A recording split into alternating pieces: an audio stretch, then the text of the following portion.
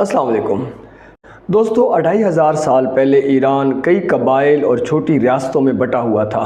ہر قبیلہ اپنی جگہ طاقتور تھا۔ کہیں پہاڑوں کے پاس بستیاں تھیں، کہیں صحراؤں میں خانہ بدوش رہتے تھے اور کہیں بڑے شہر اپنی پرانی تہذیب کے ساتھ آباد تھے۔ اس وقت ایران میں 2 بڑے قبیلے تھے دوستو، ایک مادی قبیلہ تھا اور ایک پارسی۔ مادی زیادہ تر شمال اور مغرب میں رہتے تھے، جبکہ پارسی زیادہ تر جنوب میں آباد تھے۔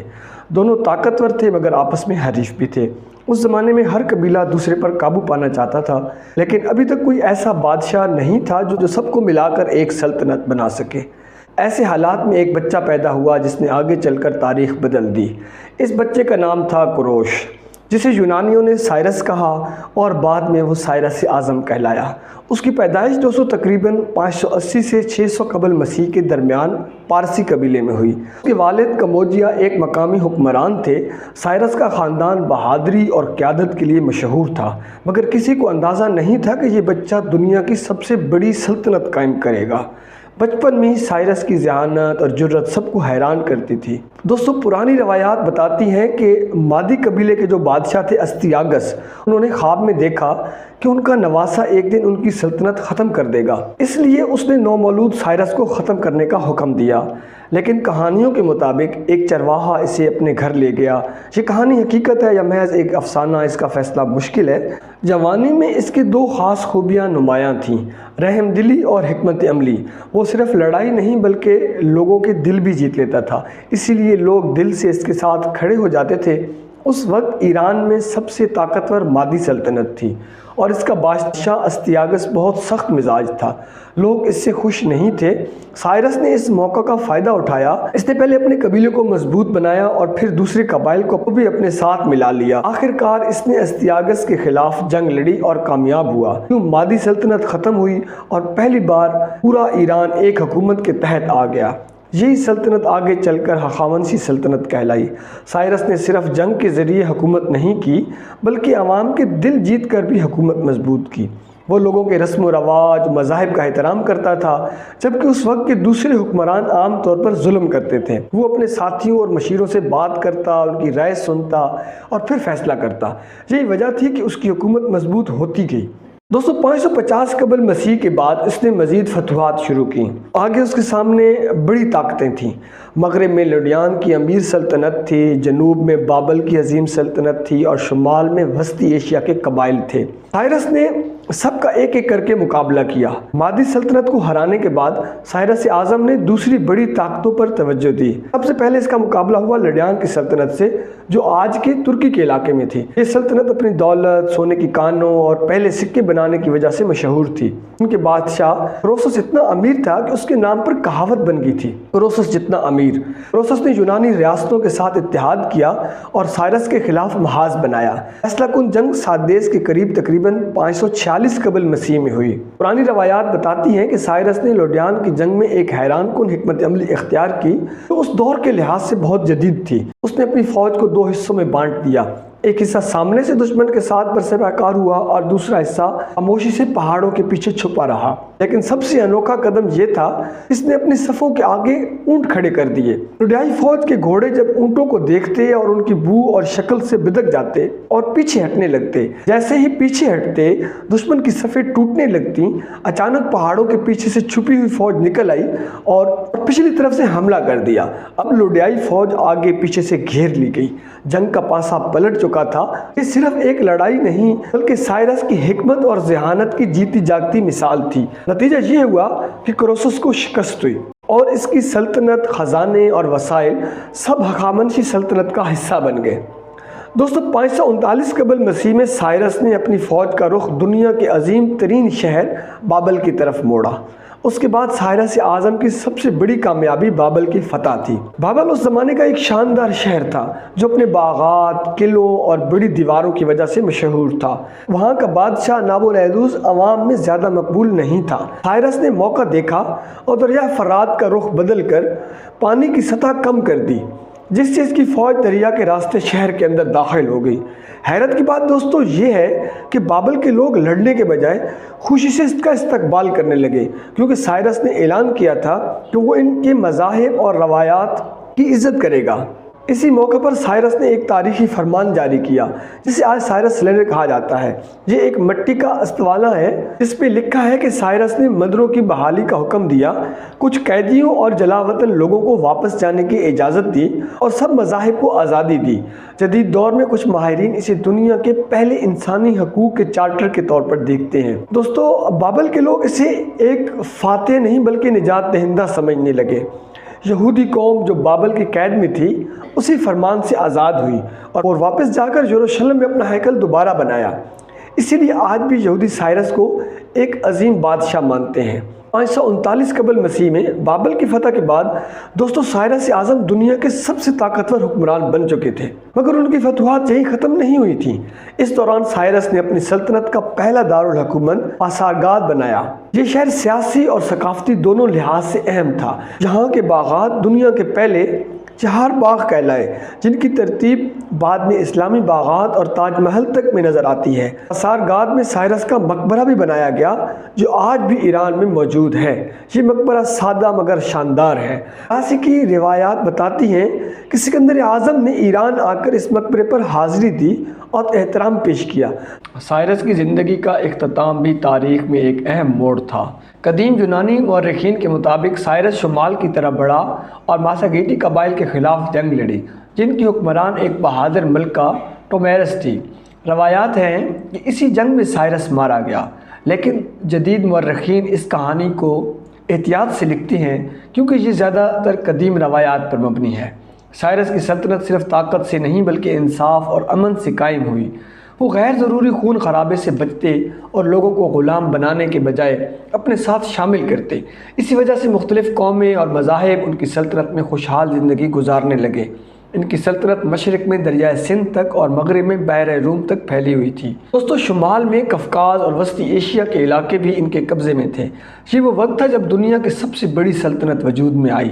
سائرس اعظم کے بعد ان کے بیٹے کموجیا نے سلطنت سنبھالی۔ ان کا سب سے بڑا کارنامہ 525 قبل مسیح میں مصر کی فتح تھا۔ اس طرح انہوں نے مصر کو ہخامنشی سلطنت کا حصہ بنا لیا۔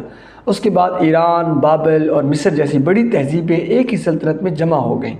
لیکن کموجیا کا دور زیادہ لمبا نہ رہا اور ان کی اچانک موت کے بعد سلطنت میں کچھ انتشار پیدا ہوا۔ اس کے بعد دارا اول تخت پر آئے، جنہیں تاریخ میں دارا اعظم کہا جاتا ہے۔ دارا سائرس کے بیٹے نہیں تھے بلکہ ہخامنشی خاندان کے ایک اور شاخ سے تعلق رکھتے تھے۔ اپنی بہادری اور حکمت عملی کے بل بوتے پر وہ نہ صرف تخت پر بیٹھنے میں کامیاب ہوئے بلکہ اپنی حکمرانی کو جائز اور مضبوط بھی بنایا۔ وہ نہ صرف بہادر جنگجو تھے بلکہ بہترین منتظم بھی تھے۔ ان کے دور کو ہخامنشی سلطنت کا سنہری دور کہا جاتا ہے۔ دارا نے سلطنت کو صوبوں میں بانٹا جنہیں سراپی کہا جاتا تھا۔ ہر صوبے کا گورنر سراپ ٹیکس جمع کرتا اور امن قائم رکھتا۔ اس نظام سے حکومت زیادہ منظم ہو گئی۔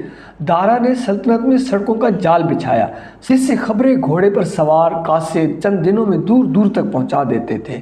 اسے دنیا کا پہلا باقاعدہ ڈاک کا نظام کہا جاتا ہے۔ دوستو، انہوں نے سونے اور چاندی کے سکے بھی جاری کیے جن سے تجارت آسان ہو گئی۔ ایران مشرق اور مغرب کے درمیان ایک تجارتی پل بن گیا۔ دارا مذہبی رواداری کے حامی تھے۔ ان کا ذاتی مذہب زرتشتی تھا لیکن وہ دوسرے مذاہب کو بھی آزادی دیتے تھے، اسی لیے مختلف قومیں اور مذاہب ان کی سلطنت میں امن سے رہتے تھے۔ دارا کی سب سے بڑی آزمائش یونان سے سامنے آئی جو اس وقت چھوٹی چھوٹی آزاد ریاستوں پر مشتمل تھا جنہیں شہر یا ریاستیں کہا جاتا تھا۔ دارا نے ان پر اپنا اثر و رسوخ بڑھانے کی کوشش کی لیکن یونانی اس کے مقابلے میں ڈٹ گئے۔ 490 قبل مسیح میں جنگ ماراتھون لڑی گئی جہاں ایرانی فوج ایک بڑی قوت کے ساتھ اتری۔ اگرچہ ایرانی فوج تعداد میں کہیں زیادہ تھی مگر یونانیوں نے اپنی حکمت عملی اور جرأت سے بازی پلٹ دی اور ایرانی فوج کو شکست ہوئی۔ یہ واقعی ہخامنشی سلطنت کے لیے بہت بڑا پہلا جھٹکا تھا جس نے یونانیوں کے حوصلے بلند کر دیے اور انہیں یقین دلا دیا کہ وہ عظیم ہخامنشی سلطنت کو بھی شکست دے سکتے ہیں۔ دوستو، کیونکہ ہخامنشی سلطنت اس وقت کی دنیا کی سب سے بڑی سلطنت تھی۔ دوسری طرف یہ دارا کے لیے ایک کڑا امتحان تھا کیونکہ اس ناکامی نے یونان اور ایران کے درمیان ایک طویل اور خون ریز کشمکش کی بنیاد رکھ دی۔ جنگ ماراتھون کی شکست دارا کے لیے بہت بڑا صدمہ تھا اور اگرچہ اس نے دوبارہ یونان کو زیر کرنے کی تیاری شروع کی لیکن وقت نے وفا نہ کی اور دارا کی موت کے ساتھ ہی اس کی یہ خواہش ادھوری رہ گئی۔ دوستو دارائے اعظم کی وفات کے بعد ان کے بیٹے خشایارشا تخت پر بیٹھے۔ انہوں نے عزم کیا کہ وہ اپنے والد کی ناکامی کو کامیابی میں بدلیں گے اور یونان کو مکمل طور پر زیر کریں گے۔ اس مقصد کے لیے خشایارشا نے ایک بے مثال فوج اور عظیم بحری بیڑا تیار کیا۔ دوستو تاریخ بتاتی ہے کہ اس کی فوج لاکھوں پر مشتمل تھی، حالانکہ اصل تعداد پر مورخین میں اختلاف ہے۔ دوستو 480 قبل مسیح میں خشایارشا کی فوج نے یونان کا رخ کیا۔ یونان اس زمانے میں ایک متحد ملک نہیں تھا بلکہ چھوٹی چھوٹی آزاد ریاستوں پر مشتمل تھا۔ ان میں سب سے مشہور اور طاقتور ایتھنز اور اسپارٹا تھی۔ ایتھنز اپنی علم اور دانش مندی اور سمندری طاقت کے لیے مشہور تھی، جبکہ اسپارٹا اپنی بہادری اور جنگجو سپہ سالاروں کی وجہ سے دنیا بھر میں شہرت رکھتی تھی۔ اسپارٹا کے سپاہی بچپن سے ہی فوجی تربیت حاصل کرتے اور اپنی جان قربان کرنے سے بھی دریغ نہ کرتے۔ دوستو خشایارشا کی فوج جیسے ہی آگے بڑھی، سب سے پہلے اس کا سامنا یونانیوں سے تھرموپائلے کی گھاٹی میں ہوا۔ یہ ایک تنگ راستہ تھا جہاں پر زیادہ بڑی فوج کو فائدہ نہیں مل سکتا تھا۔ یہاں اسپارٹا کے صرف 300 بہادر سپاہی اپنے بادشاہ لیوناڈاس کی قیادت میں ایرانی لشکر کے سامنے کھڑے ہو گئے۔ 3 دن تک یہ بہادر سپاہی لاکھوں کے لشکر کے سامنے ڈٹے رہے۔ دوستو انہوں نے ہر وار کا جواب دیا اور دشمن کو آگے بڑھنے سے روکے رکھا، لیکن آخرکار ایک غدار نے ایرانیوں کو ایک خفیہ پہاڑی راستہ دکھایا۔ ایرانی فوج پیچھے سے حملہ آور ہوئی اور اسپارٹیوں کو گھیر لیا۔ اس کے باوجود اسپارٹا کے سپاہیوں نے آخری دم تک لڑتے ہوئے جان دے دی۔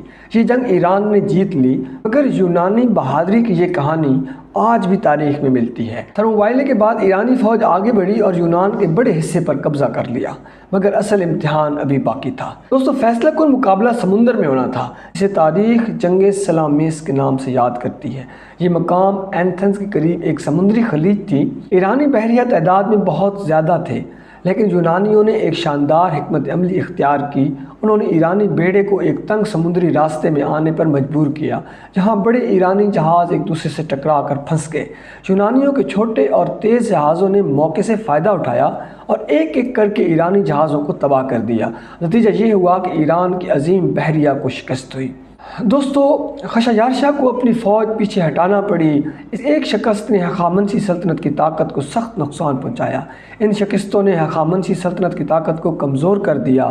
آنے والی صدیوں میں دربار کی سازشیں، حکمرانوں کی عیش پرستی اور فوج کی کمزوری نے سلطنت کو اندر سے کھوکھلا کر دیا۔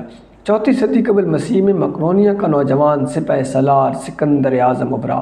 اس نے یونان کو فتح کرنے کے بعد ایران پر حملہ کیا۔ 330 قبل مسیح میں سکندر نے ہخامنشی سلطنت کو شکست دی اور دارالحکومت کو آگ لگا دی۔ اس کے ساتھ ہی ہخامنشی سلطنت کا خاتمہ ہو گیا۔ اگرچہ سلطنت ختم ہو گئی، مگر اس کی یاد آج بھی باقی ہے۔ سائرس اعظم کا انصاف، دار اول کا نظم و نسق اور ایرانی فن تعمیر تاریخ میں زندہ ہے۔ سائرس سلندر کو دنیا کے قدیم ترین انسانی رواداری کے اعلانات میں شمار کیا جاتا ہے۔ پسادگار اور پرسپولس کے کھنڈرات آج بھی ایران کی عظمت کی گواہی دیتے ہیں۔ ہخامنشی سلطنت نے دنیا کو دکھایا کہ ایک بڑی اور مختلف قوموں پر مشتمل سلطنت انصاف اور برداشت کے ذریعے قائم رہ سکتی ہے۔ اسی لیے سائرس اور ان کے جانشین آج بھی تاریخ کے عظیم حکمرانوں میں شمار ہوتے ہیں۔